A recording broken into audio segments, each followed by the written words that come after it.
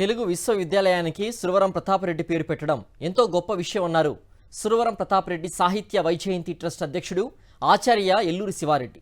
ప్రతి ఏడాది మే 28న ప్రతాపరెడ్డి జయంతిని రాష్ట్ర ఉత్సవంగా నిర్వహించాలని కోరారు. దాశరథి పేరిట ఇస్తున్నట్లుగానే సురవరం ప్రతాపరెడ్డి పేరిట కూడా పురస్కారం అందజేయాలన్నారు శివారెడ్డి. తెలంగాణలో కవులు లేరు అన్న ఆ రోజుల్లో 354 మంది కవులతో ఒక గోలకొండ కవుల సంచిక ప్రచురించి ఒక చైతన్యం సృష్టించారు, ఒక కళ్ళలో సృష్టించారు.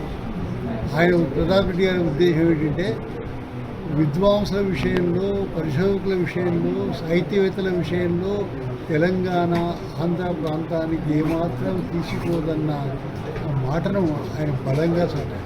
తెలుగు విశ్వవిద్యాలయం ఒక సాంస్కృతిక విశ్వవిద్యాలయం. ప్రతాపరెడ్డి గారి పేరు తెలుగు విశ్వవిద్యాలయం పెట్టినందుకు మన ప్రభుత్వాన్ని, ముఖ్యమంత్రి గారిని, శాసనసభ్యుల్ని మన అభినందించాలి.